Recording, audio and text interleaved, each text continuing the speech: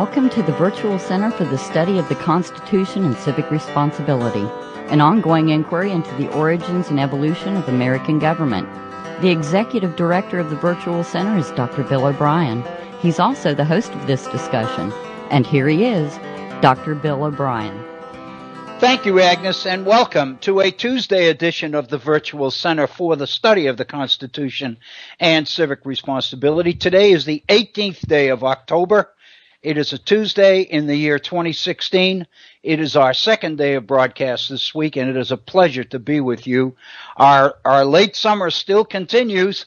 Here in Appalachia, we're looking at the possibility in some parts of our area of hitting 80 degrees today. So, and I saw in the news that New York City is liable to be in the low 80s. So, I don't know whether this is the prelude to something bad, or whether in fact it indicates that we're going to have a rather mild winter. But anyway, it is a pleasure to be with you on this Tuesday. As you obviously know by now, we are starting 1/2 hour later than we usually do here at the Virtual Center. So on Tuesdays, we've pretty much adopted a policy of not pausing for our break, but going through the full 90 minutes of our program. And I'm presuming that we'll be able to do that today. I hope so. Anyway, welcome to the program. Let me first of all go through the housekeeping operations that we open with each day. Our phone number. It's there for you to get you on the air so that you can share your thoughts. When Agnes introduced the program, she refers to it as an ongoing conversation. And obviously, by definition, conversations usually require more than one person. So, and that's the reason why we call this an interactive program. So we would love to hear from you. And by all means, if you are inclined to share thoughts, ideas, concerns, questions, hopes, whatever with us, we would love to hear from you.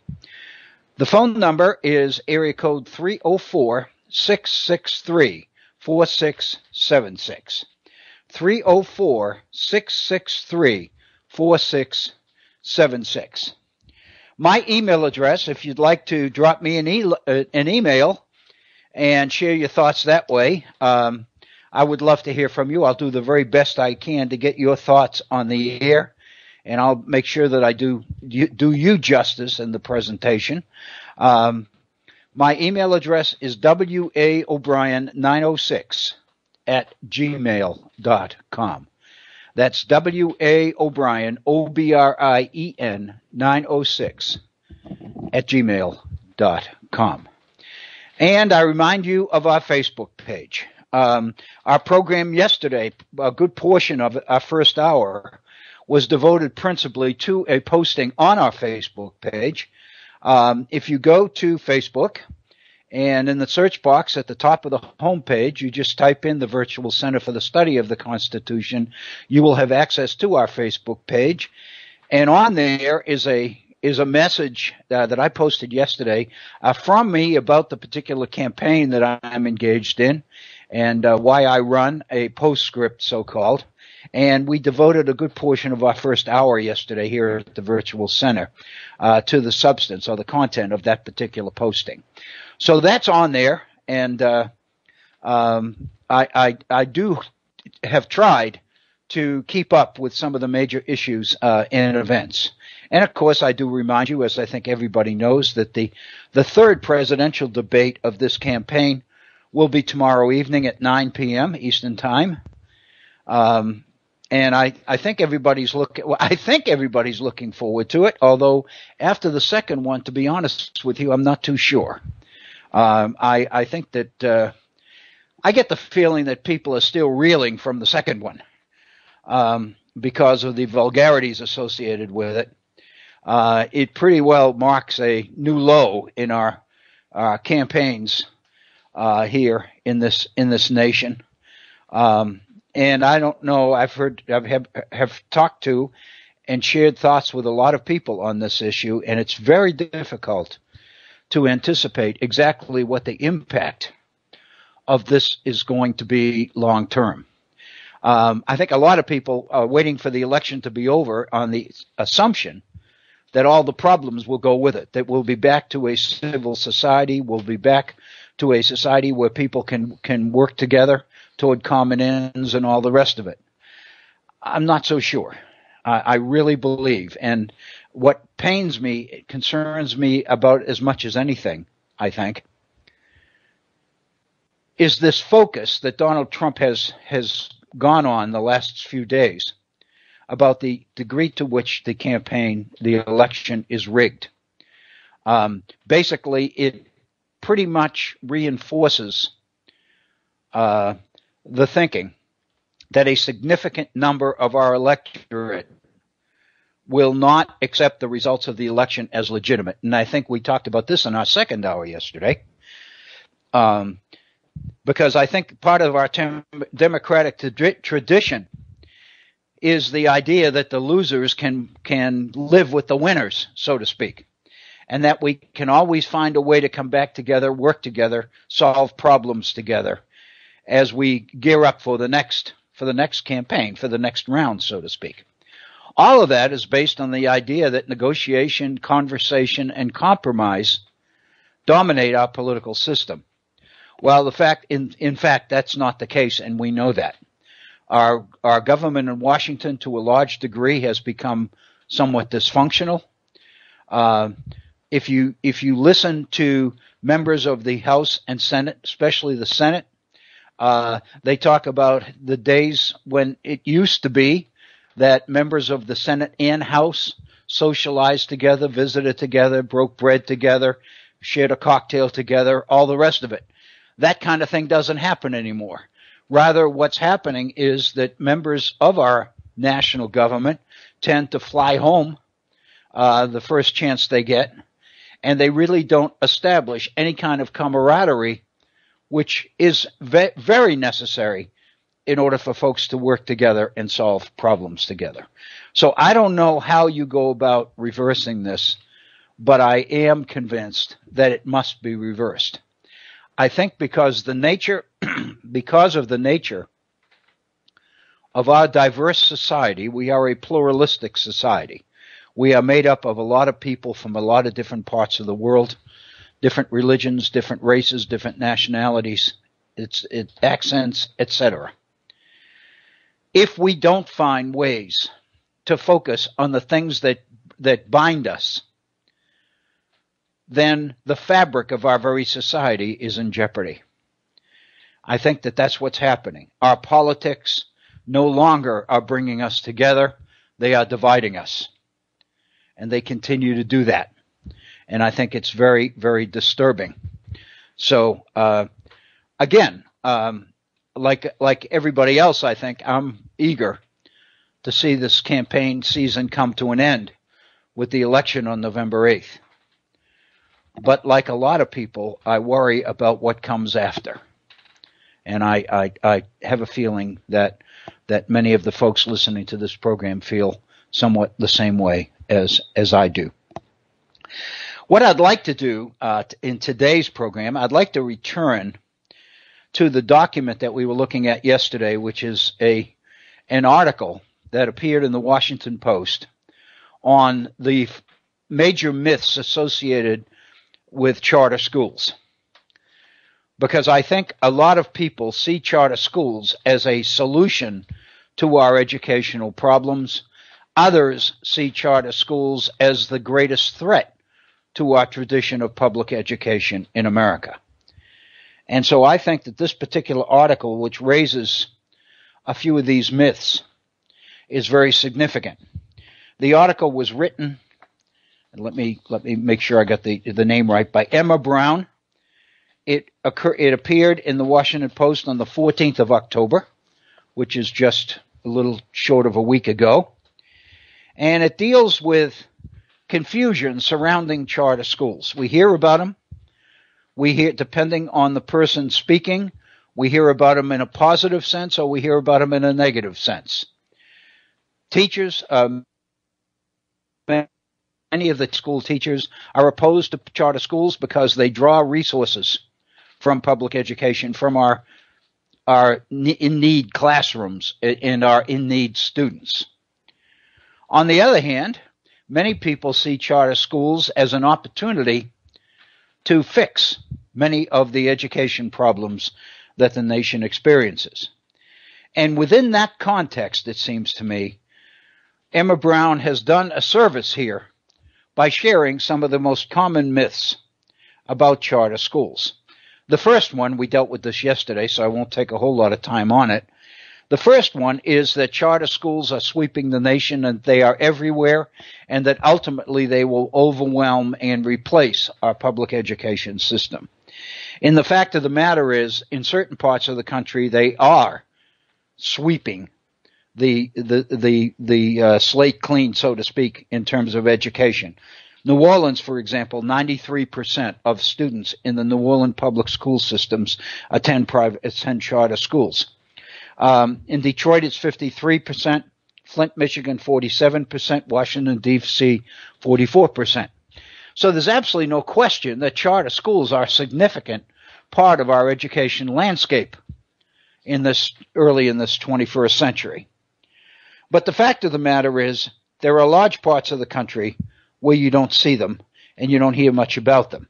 When in fact, if you look at the entire population, K through 12, from a national perspective, charter schools comprise only about 6% of all public school students.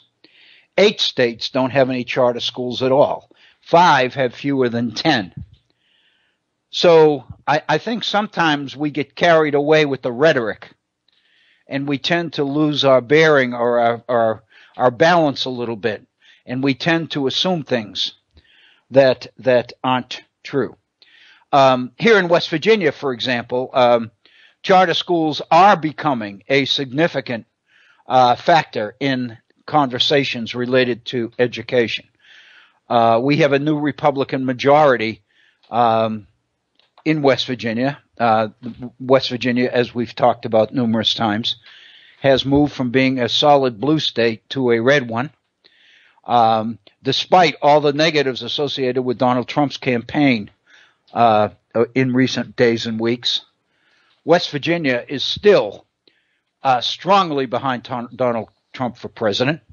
In fact, I was involved in a meeting of Democrats last night, and one of the points being made and emphasized was that in terms of visiting neighborhoods and knocking on doors as part of the campaign, it's not safe for a Democrat to pass by a home with a Donald Trump sign in the yard. Because the fact of the matter is, here in West Virginia, a lot of Democrats plan to vote for Donald Trump. And so I think we need to be aware of that. But the fact of the matter is, the new Republican majority does see charter schools as being a very positive opportunity for education reform in the state of West Virginia. The new Republican majority pretty much this past session obliterated the Common Core standards. In fact, mandated that the state board go back and find an alternative to them, and instead began to advocate charter schools as a more realistic, more positive reform effort in our state. So charter schools are still with us. They are significant, and they will be significant for some time. One of the myths, and I have to confess that this particular one is one that I had subscribed to for a long time, and that's the idea that charter schools are the brainchild of those who want to break the teachers' union, or those who want to break the power of the NEA or the AFT, the American Federation of Teachers. And the assumption was that some of the leading philanthropists, the big money guys, if you will, who invest heavily in education, have been behind the charter school movement. People like Bill Gates, for example. The fact of the matter is, and I think we touched upon this at the end of the program yesterday, charter schools initially were the brainchild of Al Shanker, who was president of the American Federation of Teachers from the mid-70s to the late 90s. He proposed charter schools for very positive reasons. He saw charter schools as laboratories for reform, as small, efficient places where dedicated teachers and students could try new things in the classroom in order to find what worked and what didn't. So the irony of the situation is many of us believed that charter schools emerged or originated with those opposed to teachers' unions, when in fact the president of one of the largest teachers' union of all is the one who initiated the charter school movement in this country. I think it's interesting, and I think I did make this point yesterday. Shanker disavowed charter schools only a few years after introducing the idea. And the reason he did is because those who opposed the teachers' unions swooped in on the idea of charter schools and seized control of that idea as a way to oppose unions. And that's the charter school idea that most of us have become familiar with. We believe that it began there, but it didn't. It began with Shanker. So not too many years after he introduced the idea of charter schools, he disavowed them. He abandoned them because he saw that he had created a Frankenstein. He had created a movement or an idea that his most stringent opponents were seizing and using as a weapon against him in many of the things that he stood for. So the fact of the matter is, charter schools today are, in fact, what many of us thought they began as, which are vehicles in the minds of many people to sink the teachers' unions. And part of the issue is, if you can get enough students attending charter schools and reduce the size of the public schools sufficiently, you can effectively break the unions. And because they are experimental, it's kind of open season where charter schools come into play as far as rules are concerned. In other words, many of the guidelines and formal rules and regulations that govern public education in this country, in many of our states, don't apply to charter schools. So you can get by, for example, with hiring teachers that may not exactly meet certification requirements in certain states.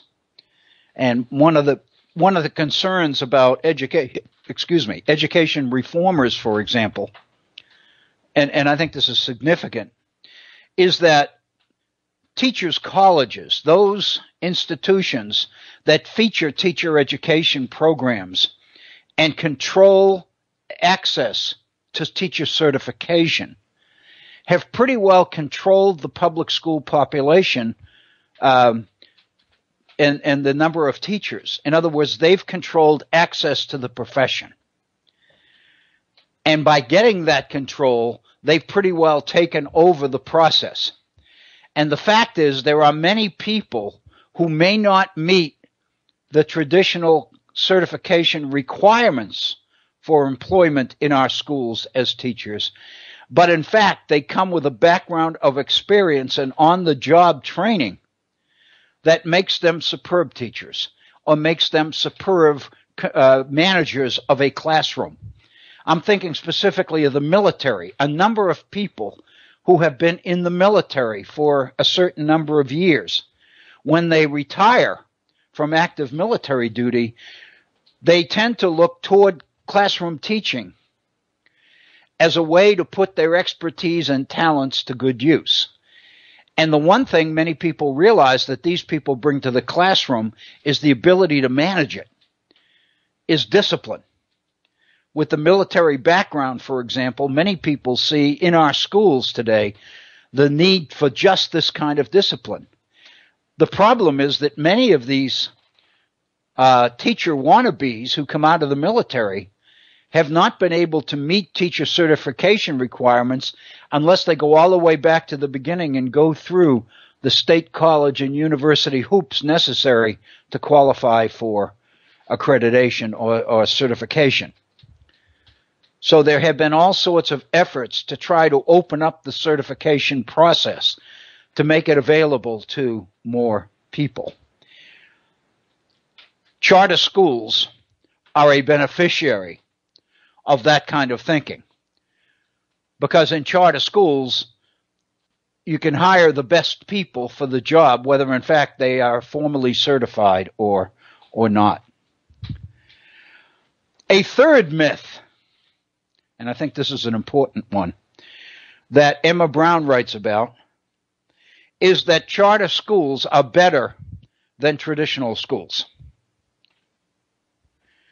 And basically the argument is that we can take kids from failing schools that aren't doing well and put them in charter schools, and they do so much better. That's the myth.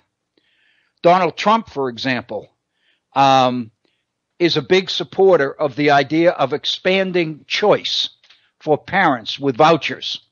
In other words, giving parents a voucher and letting them shop for the best schools for their children rather than being required to attend the neighborhood school, the school in their district, for example. We still have it here in West Virginia, as an example, school districts. And the argument or the idea is that children can't go to school out of district.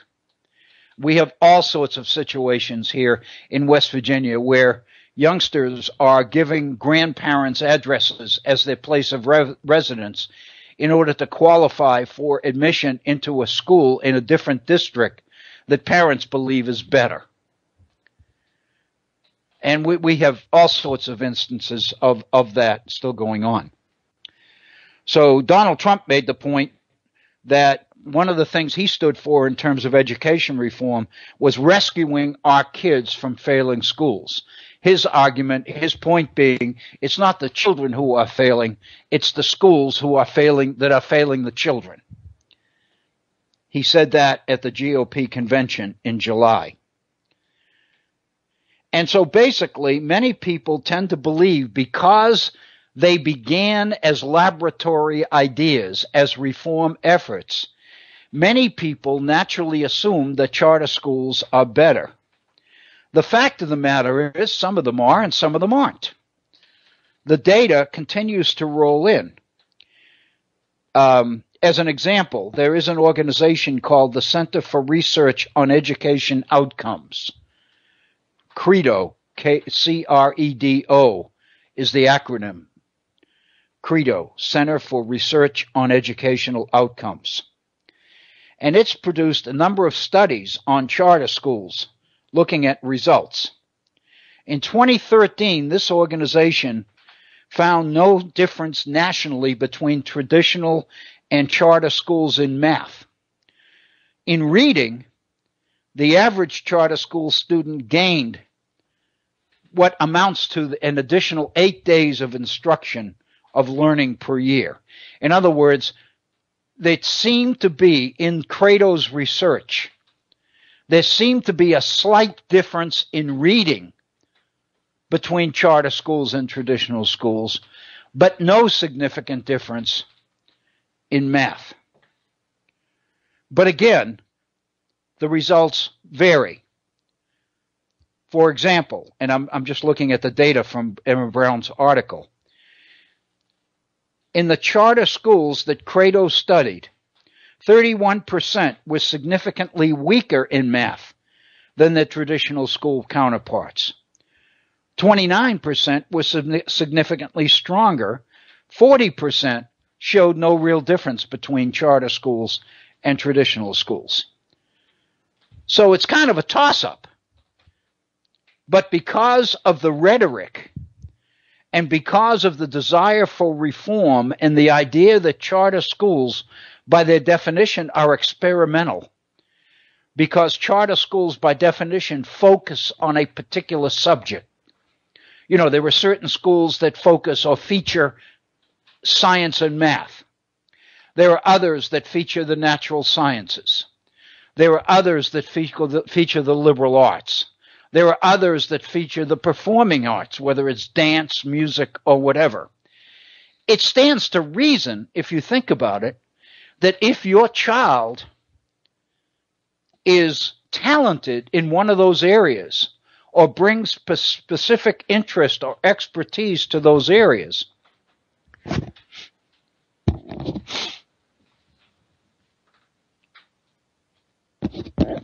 excuse me, I thought I was going to sneeze and I had to stop. I apologize. If your child is strong in one of those areas, then it kind of stands to reason, it makes perfect sense, that parents would believe that their children would be a better student and do a better job in a school that is devoted to exactly what that child's interests are. I mean, that just makes perfect sense. So I think that's the basis for the myth that charter schools are better than traditional schools. But the data suggests that in some cases that's true, but in some cases it's not. And so some of us might think and might add, what would be the advantage of the traditional schools over the charter schools? In other words, you would assume that charter schools would always be stronger when the data suggests that they're not. So if you think about it, and you might begin to wonder, how would traditional schools end up with data, generating data that indicate that they're stronger than charter schools? I would suggest part of the reason is the quality of the people on staff, the quality of the teachers. You know, the fact of the matter is we've got some damn good teachers in our K through 12 systems throughout the country. Dedicated teachers who have devoted their lives to teaching young people. And not only have they taught for a number of years, but for obvious reasons, they've become quite good at it. And the mere fact that you start a charter school does not automatically mean that students are going to learn better than they would learn from one of these dedicated long-term teachers. And I think all of us can think back to our own educational K through 12 experience. And all of us can recall specific teachers that really turned us on. You know, it could be our third grade teacher, it could be our sixth grade teacher, it could be a high school teacher. I know my wife, her mom taught in a one-room school here in southern West Virginia. And my wife is convinced that the quality of education that those kids received from her mom was superior to the education that many of them receive anywhere else. Because, as she says, there was nobody more dedicated to what they did than my mother. She knew every child. She knew the family of every child. She knew the circumstances that every child came from and lived in. And basically, she could tailor what she did in the classroom to the needs of particular students. I think every teacher can do that, but only the most dedicated teachers can do it well. And I think that's the issue here. The fourth myth, and I think this is more confusion than myth, is that many people argue that charter schools are better than traditional schools because they're private. But the fact of the matter is they aren't necessarily private. Many of them are public. And if they are public, then indeed they are taking dollars from shrinking education budgets. And in doing that, they are channeling scarce resources to the better students. But the concern is, in the process, they're shorting resources to the rest. And so, in a sense, most of those who are concerned about and opposed to charter schools believe that charter schools pose the potential to eat up resources in public education and ultimately drive the whole idea of public education from our classrooms. And the fact of the matter is the tradition of public education has been with us since the very beginning. In colonial Massachusetts in the 17th century, in the early 1600s, no sooner had the Puritans landed and set up shop in Massachusetts then the legislature, the General Assembly, as it were, adopted legislation requiring that every community with a certain number of households maintain a public school and hire a teacher for that school. So the thinking was that in order for a community or a people to sustain itself, it must focus on the education of the children. And of course, that's continued to drive us. So the question as to whether charter schools are public or private is kind of up in the air. I've underlined one sentence here from Emma Brown's article, two sentences actually I wanted to share with you. Advocates insist that charter schools are public because they are tuition-free and equally open to all children. Critics argue that charters are at the leading edge of an effort to privatize public education in the same way other government functions, such as prisons, have been outsourced to private companies. In other words, critics of charter schools oppose the idea that charter schools draw resources from the public schools, from the regular public schools, or they pose the potential for privatization. The concern is that the profit motive will draw into education a lot of people who don't care about education but see it only as a business. And so the fact of the matter is, charter schools tend to be a hybrid. They tend to be both, depending on where you are. Many private schools exhibit public as well as private characteristics. In many states, for example, charter schools are subject to sunshine laws. And what that means is the public at large has access to the data on how well these schools are doing. But the fact of the matter is, in some places, like the District of Columbia, charter schools are exempt from the sunshine laws, which mean that these schools do not have to make their data available to the public at large.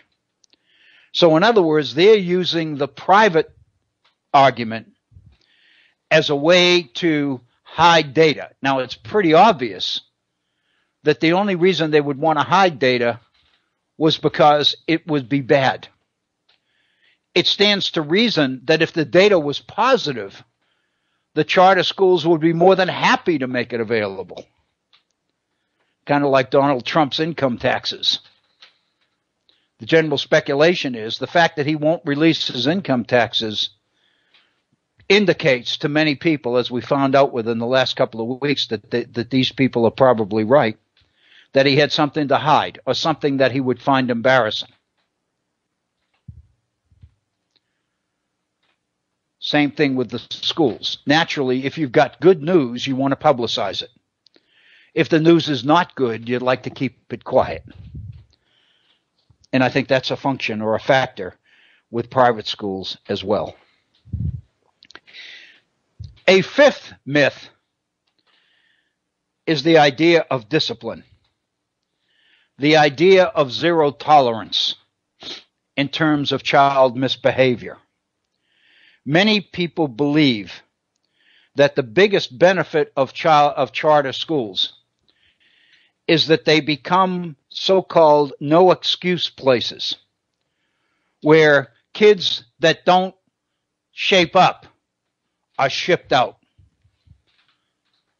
And the fact of the matter is if they're shipped out, they're shipped into the public schools, into the traditional schools. And that creates a problem for many opponents of charter schools. In other words, they argue with some validity, it seems to me, that if you, as a charter school, if you have the opportunity to expel the students that aren't measuring up, then by definition, that means that your final data is going to be more positive because you're screening your students. You're getting rid of the problems. You're getting rid of the students that take the most time or the most attention for the least benefit. But not only are you not dealing with these, you are dumping them, as it were, on the public schools. So the thinking is there's no way for the public schools to improve when by law they have to take everybody. They don't have the right to expel large numbers of students because they're undisciplined or they disrupt classrooms or whatever.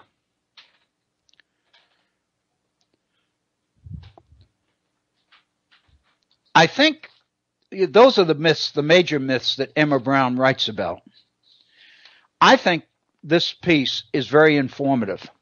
I think it tells us a lot about charter schools.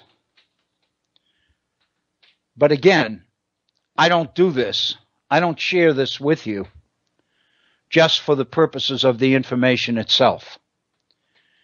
It seems to me that what makes an article like this relevant and important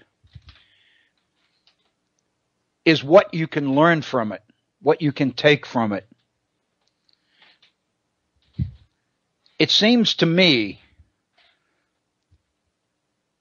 that what we are seeing in this debate over charter schools are some of the most obvious, visible weaknesses of our public school system, of our traditional schools. And I don't want to make this whole program today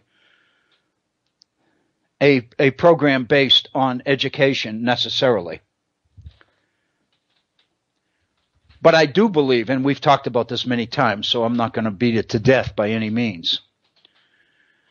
It seems to me that the one major failing that I see in our public school, in our approach to education from the very beginning, going all the way back to Jefferson, was the idea that the purpose of the public schools is to find talent and cultivate it. And as Jefferson said, to dismiss the residue. It seems to me that we are in a world here in the 21st century where we can no longer afford the luxury of doing this. We can no longer afford the luxury of educating only the few and virtually dismissing the residue. We have got to educate everybody. And the question is, how do you do that when people's talents and abilities vary so much? Over the years, throughout our history, we've tried various strategies. We've had, for some periods of time, we have emphasized in our schools ability grading. In other words, testing students and putting the brightest students in one class and the slower students in the other. And of course, that's been traditional in areas of math, for example. I know in college, I mean, how many times have I heard in college students talk about the fact that they've been put into bonehead math, which means that they are not skilled enough in math to handle college-level mathematics. And so they're required to take a developmental course or a review course in order to cover some of the basics that they didn't get the first time. The fact of the matter is, For a long time, people believed that segmenting classrooms on the basis of ability was the way to go.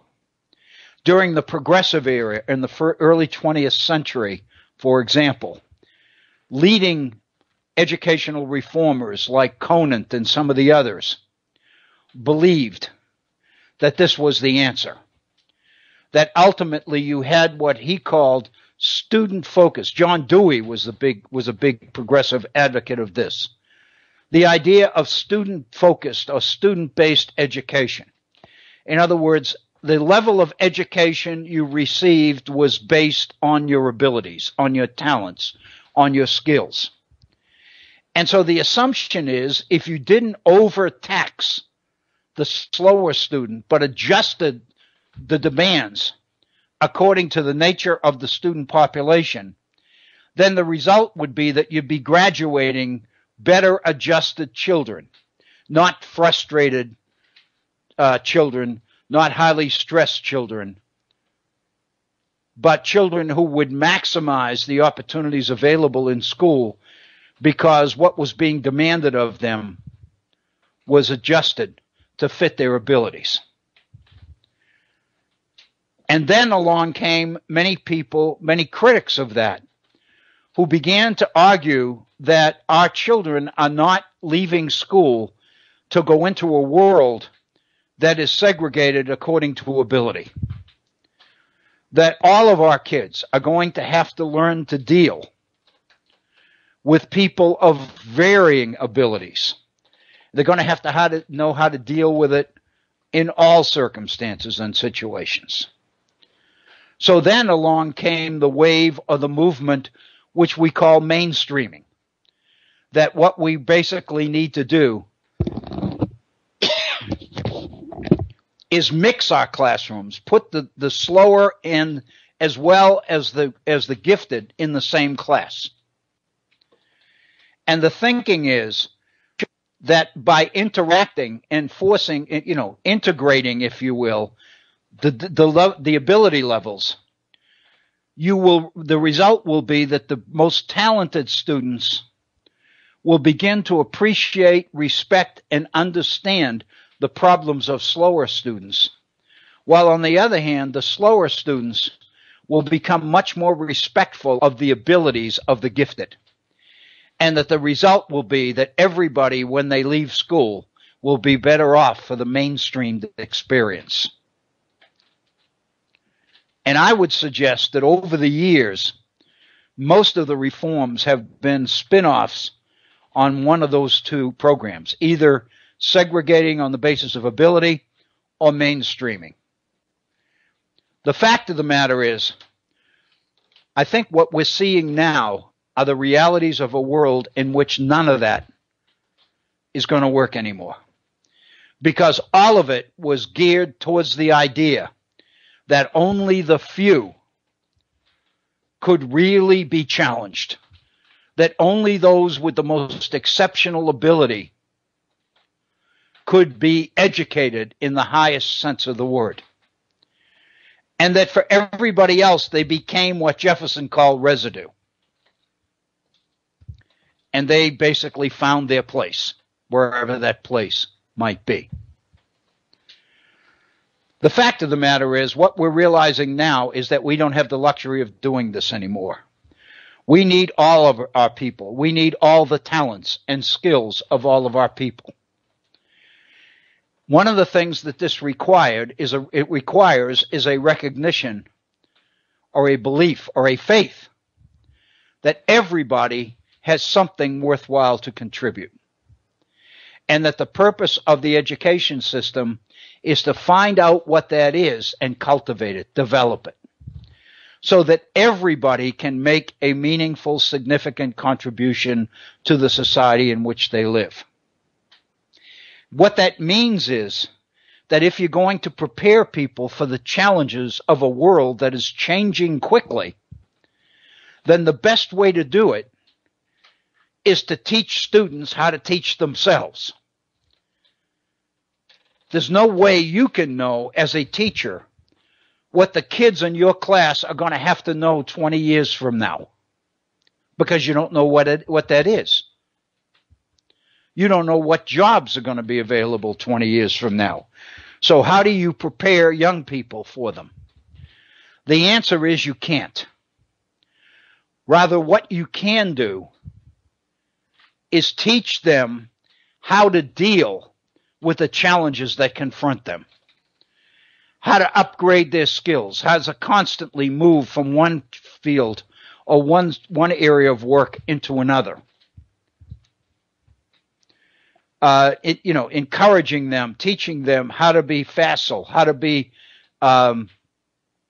flexible rather than rigid in their thinking, how to analyze problems, how to collect data, how to basically collect the information you need in order to make informed decisions. These are the kinds of skills that everybody needs, irrespective of their ingrown or inherent talent. Once you accept this, then it seems to me you have accepted the reality that every child can learn. That is a reality that our traditional public education systems have yet to accept. That every child can learn. Every child has abilities. Every child can learn to learn.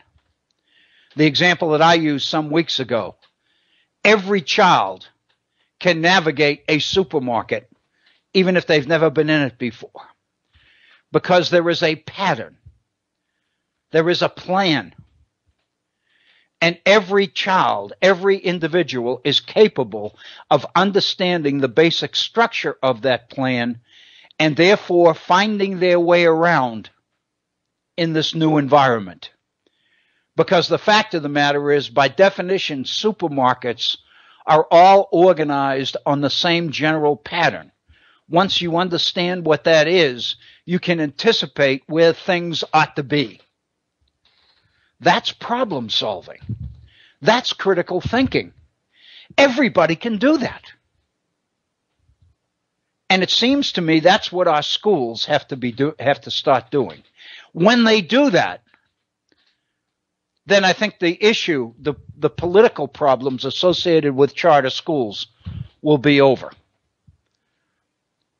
Because charter schools will not be seen as a necessary alternative to traditional schools.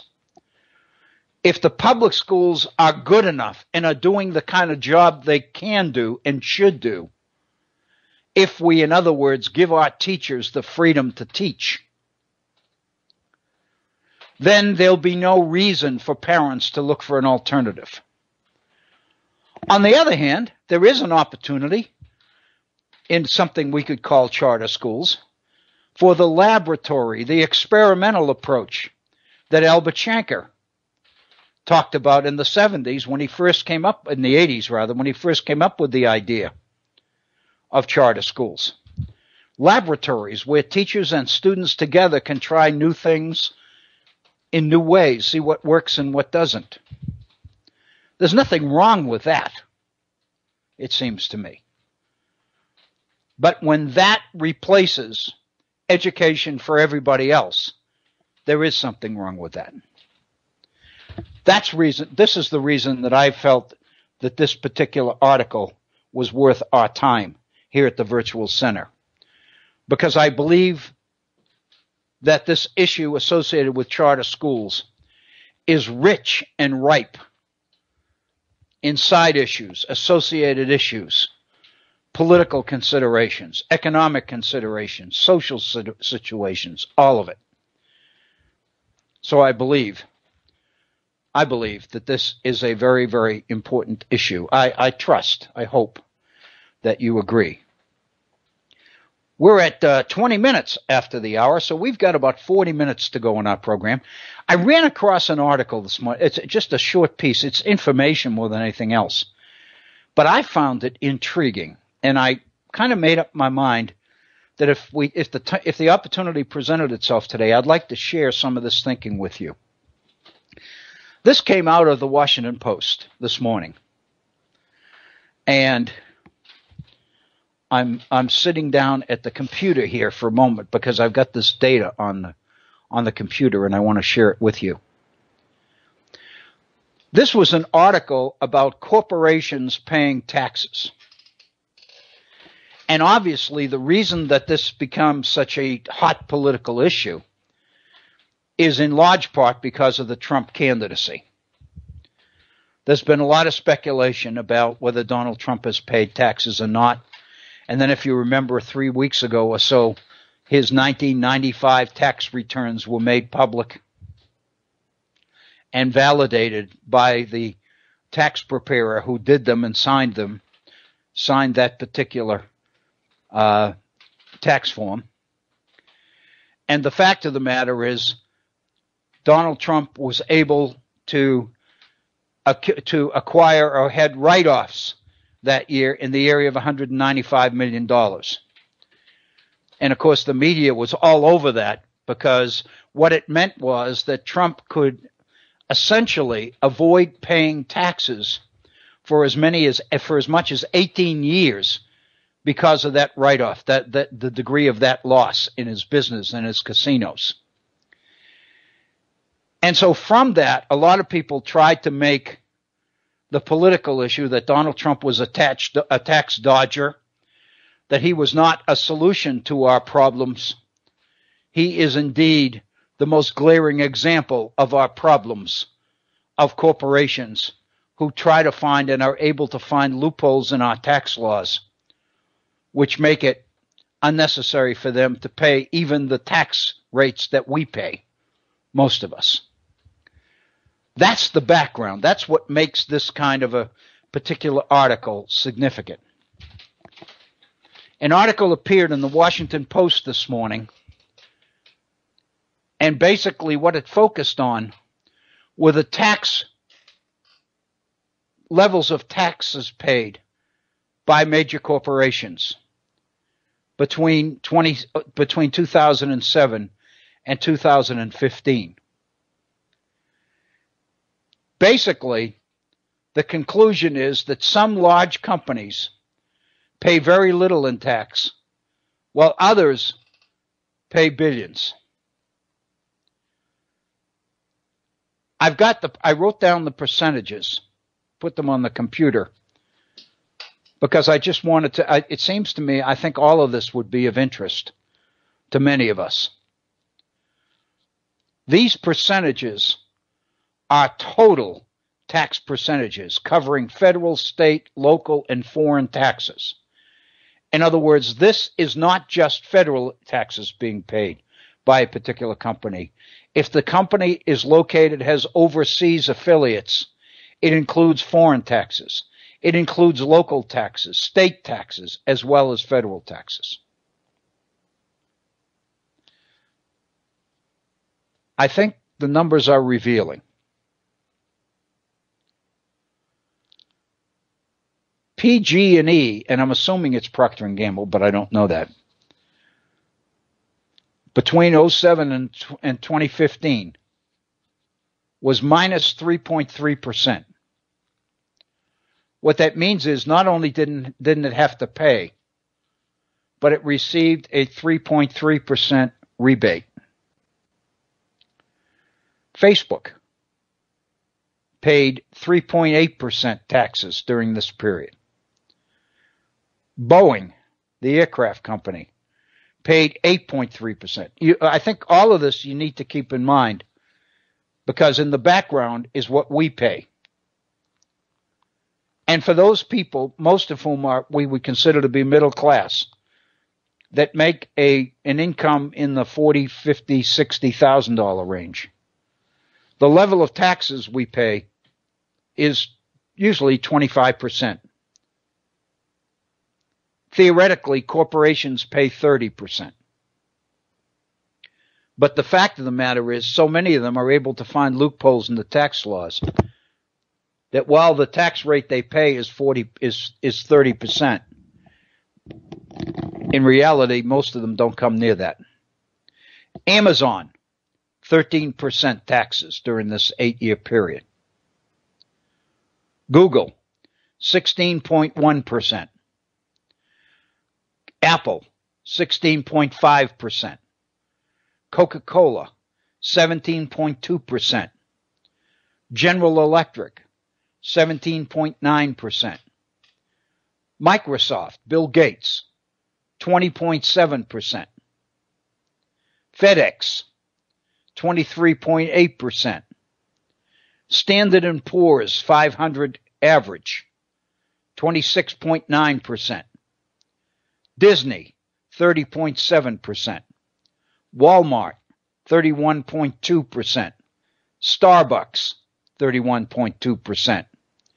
UPS, 34.5%. ExxonMobil, 37.4%. Home Depot, 37.7%. CVS Pharmacies, 38.8%. Lowe's, 39.3%. There were there were a lot of questions you could ask about those. But obviously, these large corporations that are paying 35, 37, 38, 39% taxes are carrying a fair share, it seems to me, of their responsibilities. But one wonders about operations like Amazon or Apple that pay, 16% or less, when most of the people who work in these organizations are paying close to double that. So I think what this demonstrates is that, bottom line, there are a lot of corporations that are able to do well under the existing tax code and have been able to take advantage of a number of tax loopholes as a result. I think this is a very, very revealing list because it's hard data.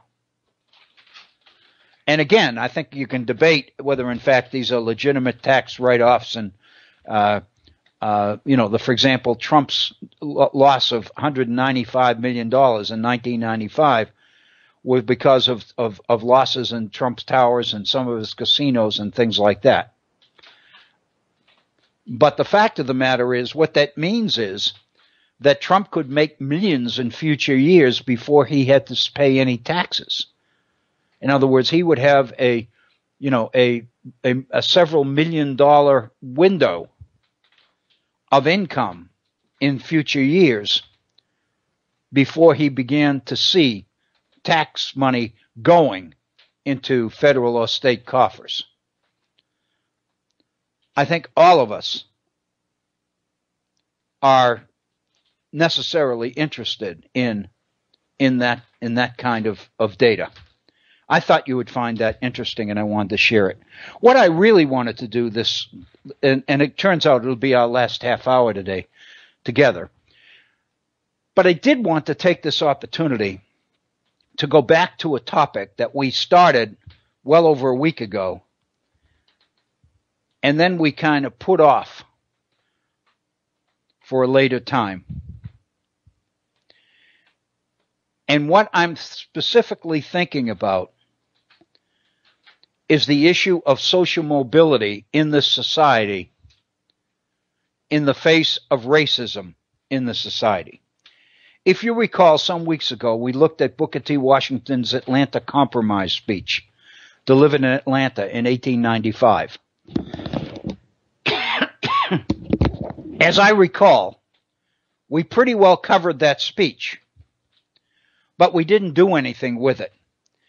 And what we did was kind of put that whole issue on hold, primarily to deal with some of the more pertinent political issues that were coming up at the time, with the idea or the promise that we would revisit it.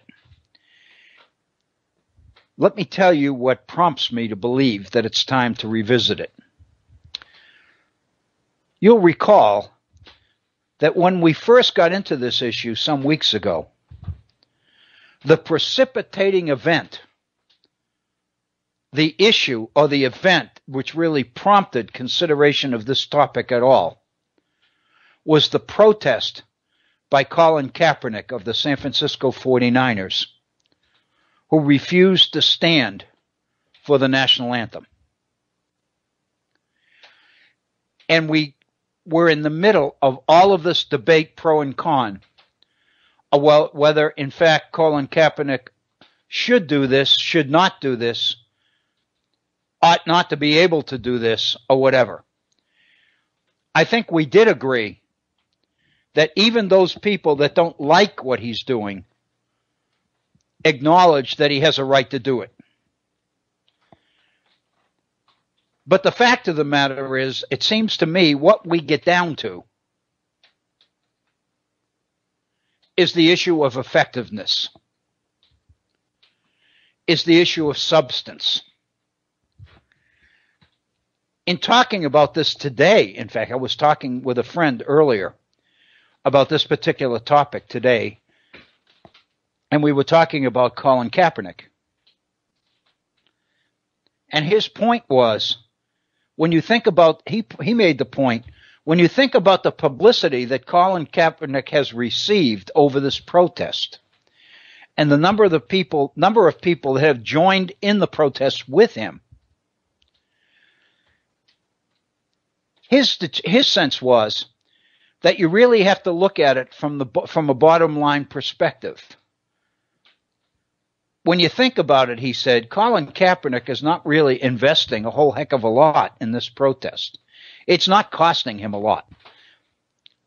Some people believe, some of the experts, sports gurus believe, that it may have cost him his starting role as quarterback on the 49ers.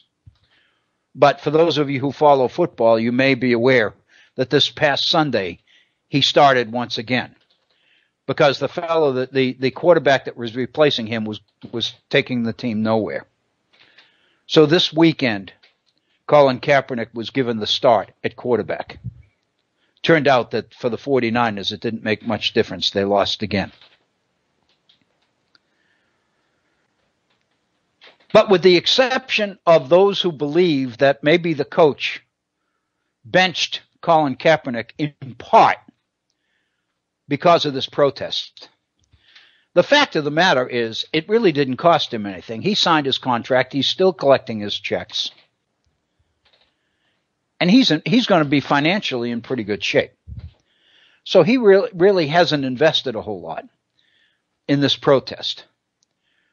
We also know, in defense of Colin Kaepernick, that he's a major philanthropist in his community. He does things for kids.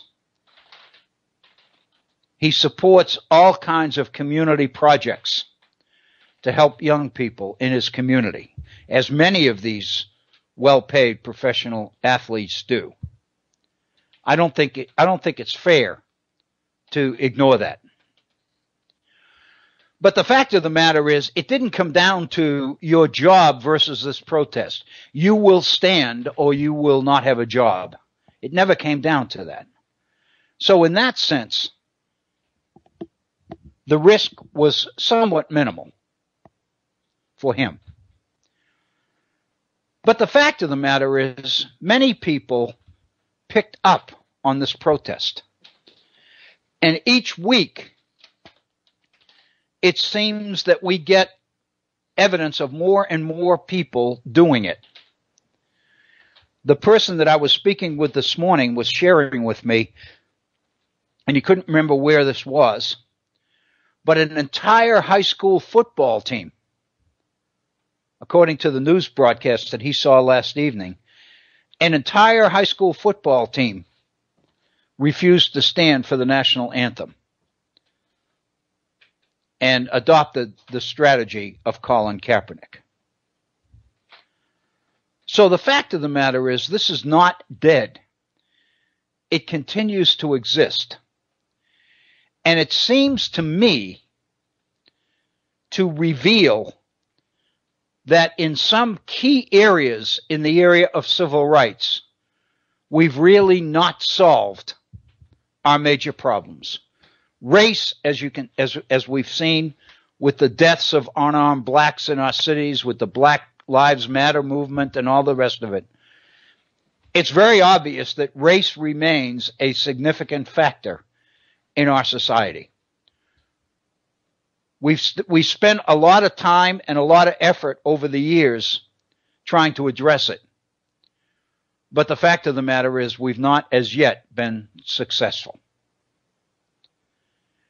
And that caused me to go back to the debate at the beginning of the 20th century on this issue between Booker T. Washington and W.E.B. Du Bois. Du Bois was a Harvard professor. He was black. He founded in the early 20th century the NAACP. And that organization became the focal organization for civil rights in this country throughout the 20th century and even into today as well. But the fact of the matter is, while the NAACP had significant victories over the years, the fact is we've not solved the problem. And one of the things that I've seen in my research on this issue related to civil rights, over the years I've done quite a bit of reading on the Brown versus Board of Education decisions on integrating the schools. I've gone into the early 1970s decisions from the courts on busing. I lived through the violence in the Boston area brought on by busing in the 1970s. I read about the school textbook issue here in West Virginia in the area of race. We've not solved this problem. And I think the issue that concerns me is that I don't believe that Colin Kaepernick is going to solve it either. I'm not blaming him for that. I have no reason not to believe that what he's doing is what he feels he must do. He is being honest with himself. And from my perspective, more power to him. I'm glad he's doing that. I do support his right to do it. I think the fact that he's calling attention to people, given the popularity of professional football, he's giving visibility to the issue. That, I think, is a positive. But I think we also have to realize that it's kind of a low-risk investment from his perspective. It doesn't mean that I'm belittling it. What it does mean is I don't think we've really begun to address the issues necessary to solve this. I don't think we ever have. But one of the things I do know is that the issues necessary to solve it came up in the debate a century ago between Booker T. Washington and W.E.B. Du Bois. They raised the issue. I think the fact that our society, our textbooks, our historians have labeled Du Bois the radical in this debate is telling. I think that's very, very important. Because I think in labeling Du Bois' solution to the problem radical, what becomes clear is that many of the people in the society who could do something meaningful to resolve this issue were consciously making decisions not to. I think this is an issue that has been avoided. I think it's been scrupulously avoided through the years.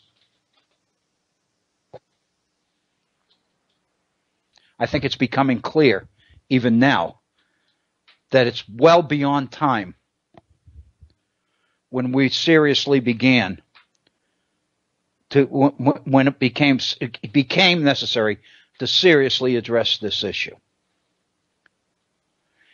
If Du Bois is labeled the radical, then why is Booker T. Washington's proposal not considered dangerous? In other words, what is there between these two approaches that results in one of them being called radical and the other not?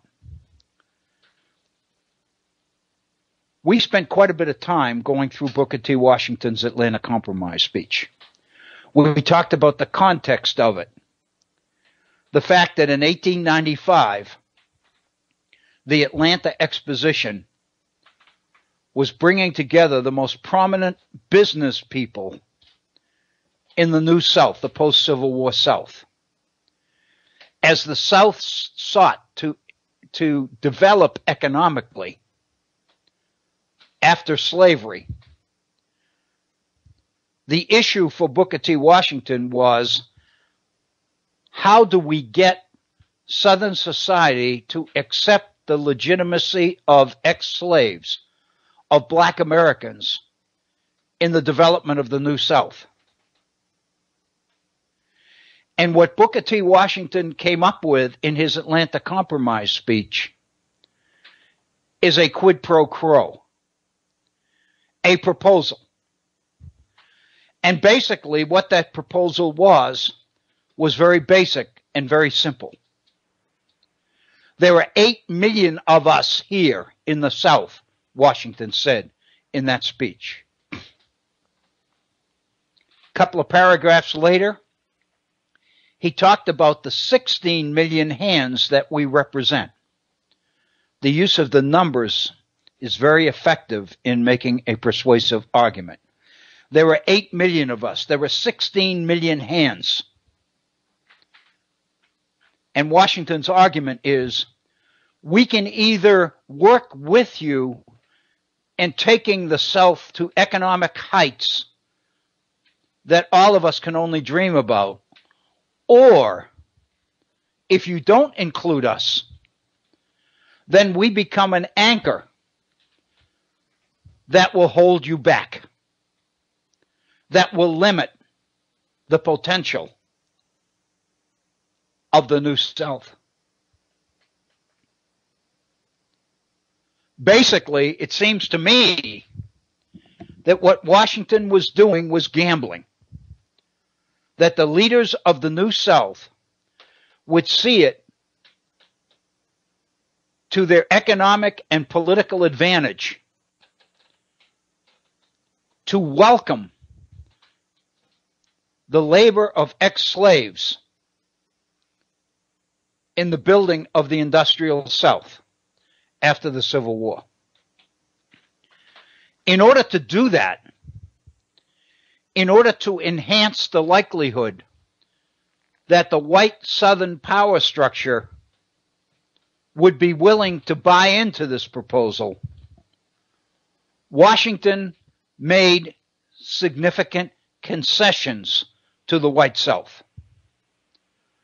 Basically, what he was saying is, we do not demand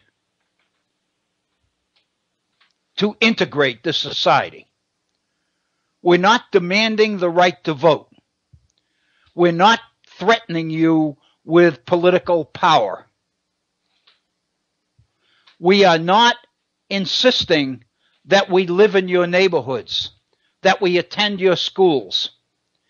In other words, what Washington is saying is, we are willing to accept the segregated nature of Southern society. We don't demand equality with you on all fronts. All we ask for is a chance, is economic opportunity. And we commit that if you give us this chance, we will work, we will do our jobs, we will be loyal, we will be law-abiding, we will not cause trouble. And here's the kicker. and we will work our way up into positions of influence and prestige in our society the same way it's always been done. We'll work for it and we'll earn it. What Washington is saying is, we don't insist on being given anything. We'll work for it. All we want is a chance. The question that I have in this document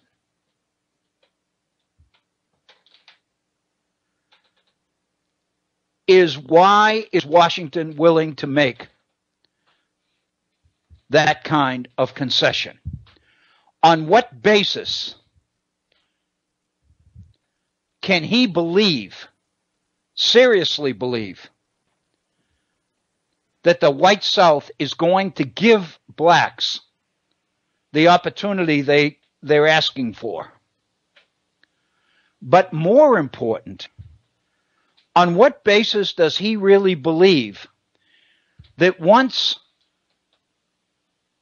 blacks take these menial jobs at the bottom, so to speak, start at the bottom and work their way up, he is really putting the pressure on these white folks to put their money where their mouth is? They talk about work hard and move up, social mobility, opportunity, all the rest of it. What Washington is saying is, if that's worked for you, then all we want is the same opportunities for us. I really believe that Washington believed that they couldn't turn that opportunity down because they would violate their own principles in doing it. How could they advocate free enterprise and economic opportunity for everybody and then continue to deny it based on race? He didn't believe they'd do it, but they did. And the fact is, the white Southern business community bought Washington's proposal hook, line, and sinker. They loved it. It gave them everything they wanted, which was acceptance of racial segregation, separation. And it also gave them the opportunity to not deliver on their end by denying the opportunities that were inherent in the free enterprise system. In effect, if you look at the history of the South in the first half of the 20th century up until World War II, the South lagged behind the rest of the nation in everything. Quality of education, jobs, income, quality of life, arts, everything. In reality, in response to Booker T. Washington's 1895 Atlanta Compromise speech, Southern white society accepted a lower quality of life for the region in exchange for maintaining a segregated society. I think that's one of the most important political realities in American history. That so committed were these folks in the South to keeping the races separate that they gave up quality of life and economic opportunity for the whole region to do it. It was more important for them to maintain political and social separation from African Americans, from blacks, than anything else. Du Bois criticized Washington for the naivete behind that proposal. I don't believe that he questioned Washington's sincerity, but I really believe that he had serious questions about Washington's understanding of the political realities. Several years after the Atlanta Compromise speech, actually 8 years after, 1903, Du Bois published a book, a very, very well-known book, called The Souls of Black Folk. And in that book, he criticized Booker T. Washington and criticized him mostly for what he calls the psychological moment when the nation was a little ashamed of having bestowed so much sentiment on Negroes and was concentrating its energies mostly on dollars. Washington's program of industrial education, Du Bois said, and conciliation to the South, and submission and silence to civil and political rights was a mistake. Du Bois wrote that Mr. Washington, in his speech, asked that black people give up, at least for the present, three things: political power, insistence on civil rights, and higher education for Negro young people, Negro youth.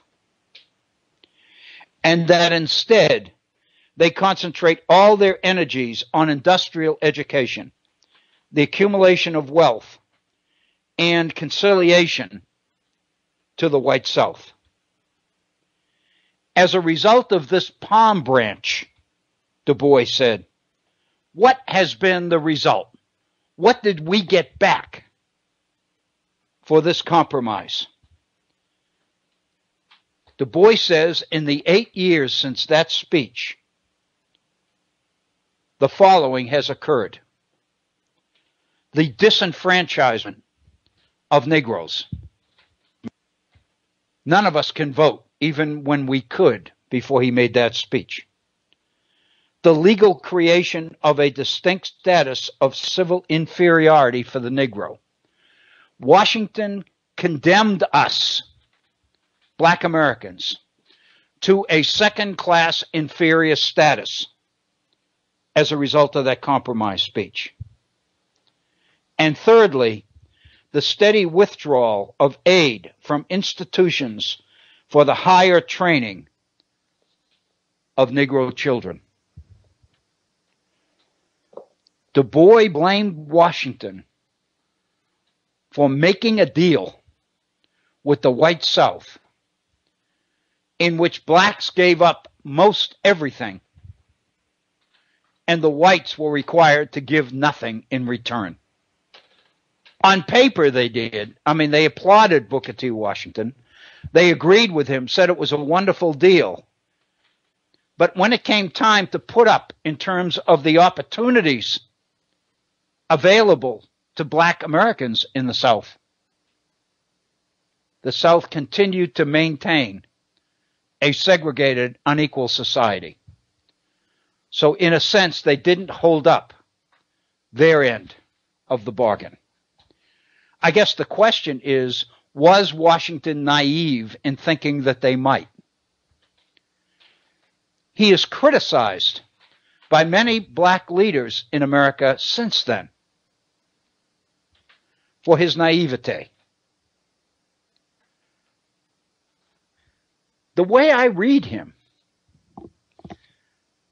I think he made a pretty good case. I think the way he sized up the situation, he believed that this was the best shot they had. Namely, forcing these people to live up to the principles they preached about. They walked the walk. Let's see if they're willing they talked the talk. Let's see if they're willing to walk the walk. Obviously, they were not. And in not doing so, they accepted an inferior quality of life for the South for the next half century. When industrial growth and jobs did come to the South, it was mainly because of businesses, industries, which folded up in the North and came south because of right to work, because they were anti-union states, the South. So the only reason that the South did get jobs at all was because they were not union states, which meant that the jobs paid less, the quality of life for the workers was less, the quality of education in the South was less. In other words, the entire South accepted a second-class level of economic viability in order to maintain racial segregation. That fact, I would argue, that fact alone ought to tell us how important race is in this society. If the South was willing to do that, if Richard Nixon in the early 70s, in what political scientists call his Southern strategy, was able to use the race card in order to turn Southern politics from Democratic hands into Republican hands. In the early 20th century, the South was solidly Democratic. By 1980, when Ronald Reagan ran for president, the South was solidly Republican as a result of Richard Nixon's Southern strategy. And that was to play the race card, to use race as a way for the Republican Party to regain power.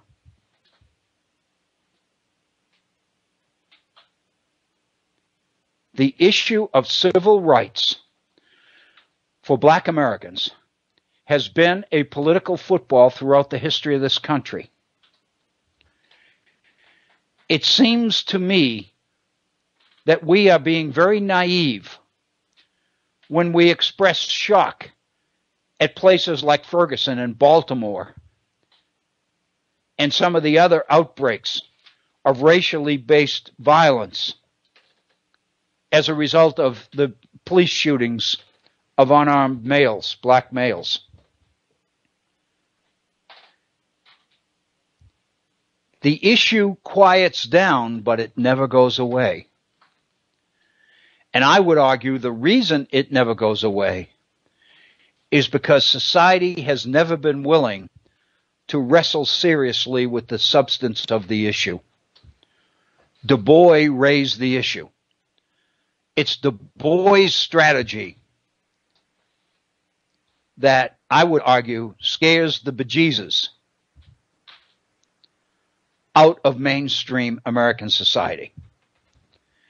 And the fact of the matter is we've had all sorts of leaderships of the black community in the years since then.